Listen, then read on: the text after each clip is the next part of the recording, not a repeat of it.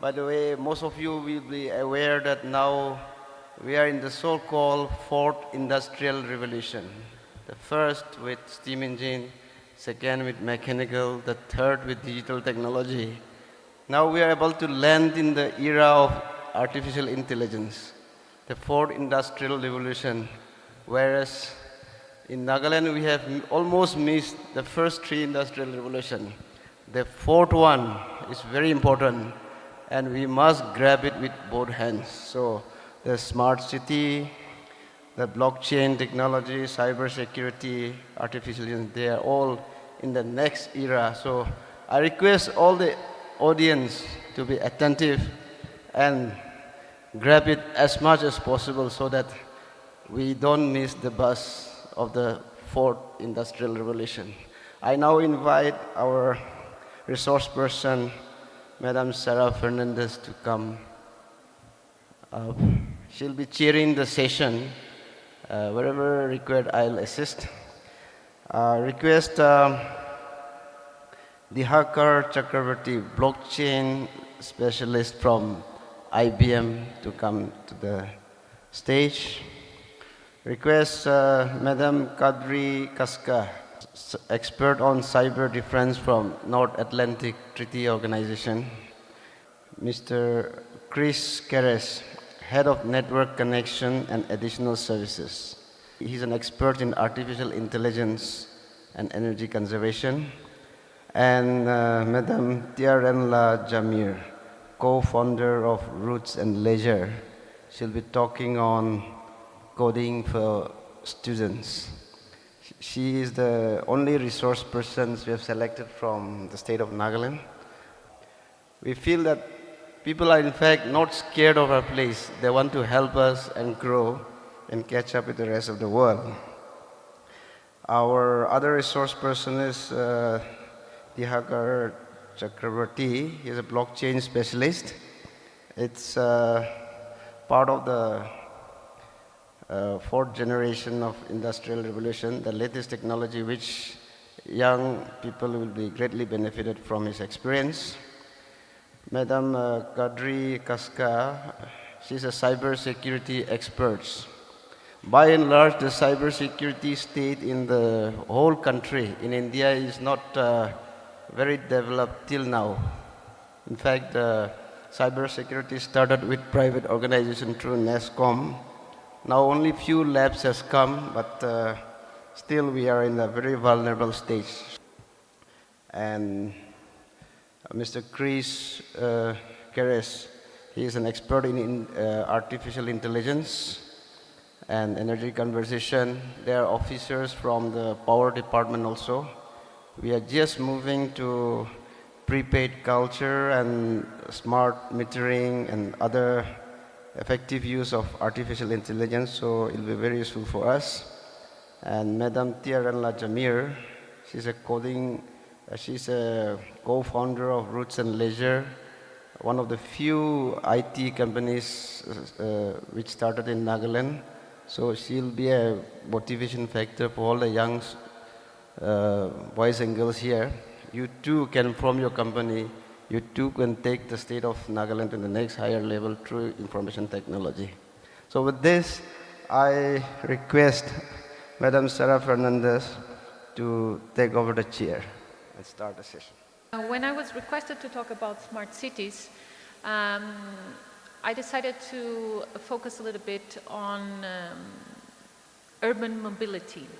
It's one of the big issues that, for example, India faces nowadays. So I decided to talk about smart cities, but focusing on urban mobility. So I'm going to present you an integrated and sustainable perspective of urban mobility. So the first slide you all have already seen who we are, and I will not repeat it. So I will ask to go for the second slide, please. Next. Next slide, please. Yes. So the goal of this talk now, of these 15 minutes, is to talk and to explain the nature of smart cities with focus on mobility, as I mentioned. I'm going to talk a little bit on the Sustainable Development Goals from the United Nations and where smart cities and mobility fit, but also about what will be the future of urban mobility. So, smart city, slide please, is an expression with multiple meanings. It's a mechanism to overcome the limitations of traditional urban development that trends to manage urban infrastructure systems in silos, a platform to leverage data and services offered by digital technology to connect city stakeholders, improving citizens' involvement, offer new or enhance existing services, and it's a city-wide digital infrastructure to integrate different urban infrastructure systems, including, and we'll hear about Chris, for example, energy, water, sewage, or transport. So, an urban environment supported by pervasive ICT systems able to offer advanced and innovative services to citizens in order to improve the overall quality of life can be one of the meanings of smart. This fly has a GPS for sure because she's always finding me. So it can be one of the meanings of a smart city. There has been an evolution, so to say, on how to define a city. It can be either a digital city that integrates digital technologies into the city's one's core infrastructure system. It can be an intelligent city that relies on the digital city infrastructure to build intelligent buildings, transportation systems, schools, and others. And finally, a smart city, something that everybody has been listening about, which deploys intelligent urban systems to serve socioeconomic, cultural, and ecological development. So the driving forces of a smart city is urbanization for one hand, and the other one is the digitalization. But cities had become a driving force as well as a source of development with the power to change and improve lives. We know that cities occupy approximately 2% of the world land. However, the high density of cities can bring efficiency gains and technological innovations while reducing resources and energy consumption. For example, you're moving too fast now. For example, the urban population in Asia in 2014 was represented by 48%, while it is expected to be in 2050 60% of all Asian area. Next slide, please. Digitization has, of course, a societal impact on the urban landscape. Either it's in economy, we will talk about sharing economy through technology-enabled platforms which reduce drastically the transaction and friction costs on sharing an asset or providing a service, consume services versus products, employment, emergency of new different jobs, talent rather than capital will become the critical production factor. Actually, the job market will increasingly segregate it into low skills and low pay and high skill, high pay. And high skills will refer to ability to adapt and learn new skills rather than having an advanced and specialized education. And we will shift from hierarchical to collaborative organizational models. But where smart cities and mobility fit in the Sustainable Development Goals? Now, back in 2000, the United Nations, in agreement with the 193 countries that constitute the member states, had agreed to design what was called the Millennium Development Goals. It has a time frame of 15 years. So in 2015, they come up with a new framework, and it's actually the Sustainable Development Goals before it was the Millennium, and it is the 2030 Agenda, which is an action plan for people, prosperity, and the planet. So with the urbanization growing rapidly, it made all the sense to have one of the Sustainable Development Goals on inclusive, safe, resilient and sustainable cities. There are 17 Sustainable Development Goals, and number 11 actually focus on cities. Example of the targets proposed in the Sustainable Cities and Communities are adequate, safe and affordable housing, transport and basic services, reduce adverse environmental impact, safeguard the world's cultural and natural heritage, positive economic, social and environmental links between urban and rural areas, and integrated policies towards inclusion, resource efficiency, mitigation, and adaptation to climate change, resilience to disasters. So a smart city, as I mentioned before, has 6 main pillars: smart economy, smart people, smart environment, smart governance, and smart living, and of course, smart mobility. Sustainable smart cities focus on a continuous transformative process based on stakeholder engagement and collaboration, and building different types of human, institutional and technical capacities. It is in the intersection of urbanization, sustainability and digitization. And it contributes, like you will see in all sustainable goals, to improving the quality of life, in this case by pursuing socio-economic development and protecting natural resources, among other locally defined priorities. One of the studies that was developed by UNU back in Portugal in 2015 was actually a reconnaissance study on smart sustainable cities. And this was a request from IRDC, that is an international agency of Canada.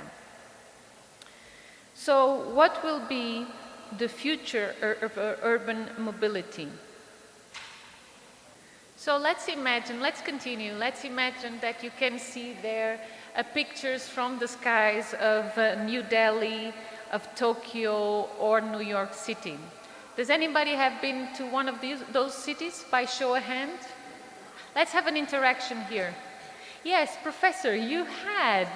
Lucky you. Anybody else? So the next challenge is, once you graduate, ask your parents a trip to New York, okay? Mobility is, for sure, the lifeblood of our cities and essential for urban life. So yet our desire for mobility has consequences. Cities can be noisy, congested and prone to fog. Far too many urban residents spend hours in traffic, and no one can escape airborne pollution. I used to live in China, and it was very common for me to wear a mask, and when I was arriving home, the mask was completely dark due to pollution, air pollution. Mobility is also a critical economic factor, both on its own right and as the mean to providing goods and services that are the foundation of our economy and of our economic life. Finally, mobility matters to people, whether they visit families, they go to work, to school, or attending e-Naga summit.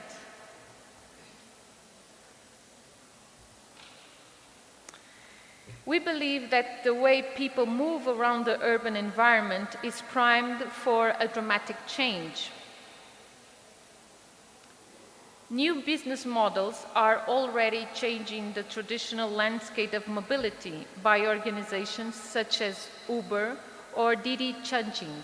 Do you know Uber? Yes? You have Uber in Nagaland? But you have nice taxis. Technological innovations in the form of electrification, connectivity, and autonomy are on the horizon.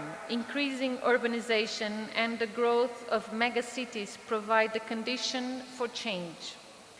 So, sustainable urban mobility has a value of an integrated perspective. By predicting the future is perilous. In this case, however, two facts point us in this direction. There are several key mobility trends, such as electrification, shared mobility, and autonomy. These are poised to take off. And second, and just as important, trends in related areas reinforce one another. Urbanization is expected to increase average city density by 30% over the next 15 years, stretching existing system as demand rises. The future of mobility today, as small numbers of cities such as Amsterdam, Singapore, and Stockholm show, are singled out as having effective mobility. With varying degrees of emphasis, they have efficient public transit, encourage cycling and walking, and have managed to limit congestion and pollution. Now, I have to say that yesterday we had a lovely walk here in Nagaland. There was this person there, yes, you are the guilty one, that said always, it's over there, or we are just there. And it took us like 4 hours. So I told you I was going to mention you. By 2030, we expect a number of additional systems to be at the leading edge of the next phase of advanced mobility. Now, for example, Stockholm, that I mentioned, has a congestion taxi in which a bill is sent to the registered owner of the vehicle when that vehicle drives past a control point. In conjunction with some connectivity and autonomy, traffic flows and safety could be enhanced. According to our research, if relevant Asian cities move toward this model, by 2030, shared vehicles could account for almost half of passenger miles due to a combination of greater utilization and more passengers per trip. There are many cities around the world where development and commuting patterns have increased sprawl significantly. In such cities, having a car, it is all but essential. That will likely remain the case for the foreseeable future. However, there are genuine costs of this way of life. Congestion in LA, for example, costs the city an estimated $23 billion per year. In a seamless mobility system, people would potentially travel more, likely by 20 to 50%, because it is cheap and easy. However, the number of cars would likely remain the same or decline due to the high level of sharing and significantly higher utilization. Electronic vehicles could account for as many as 2/3 of vehicles on the road, while those capable of self-driving may exceed 40%. In Portugal, for example, it is free to charge electrical vehicles for them, and this is a way to promote the use of electrical vehicles.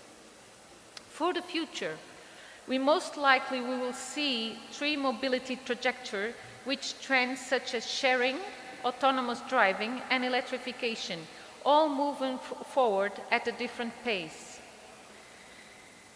There are some effects of the future in mobility. Combined, such models could apply to around 50 urban areas globally, represent some 500 million people, but the majority of cities are expected to develop more incrementally. Cities are most prone to accelerate uptake based on ranking of metrics, including income, population, government effectiveness, level of public transit development, congestion, and pollution. Each model can deliver significant benefits, such as saving time, reducing congestion, and improving air quality. But we are moving into the future. Slide, please. Yeah, I really like this picture. And more changes are coming. These changes will allow people to move. Toyota, for example, begins testing personal mobility vehicles on Tokyo roads, or they began in 2016. Mobility pricing has already been part of the 10-year vision for Metro Vancouver Transit in Canada and transportation, with the goal to reduce traffic congestion on roads. Look at the fairness of tolling same bridges over others and support transportation investment to improve the current transportation system. So why does this all matter? It matters because getting mobility right could be a significant competitive advantage for cities. This shift can help clear the air of pollution and reduce traffic disasters and deaths. It is an opportunity to improve quality of life, day in, day out, for billions of people. I must say that I already share on social media one of the images that actually Katri pointed out to me of the police in Nagaland saying, donate blood, but not on roads. So this is also why urban mobility is so important. Thank you so much.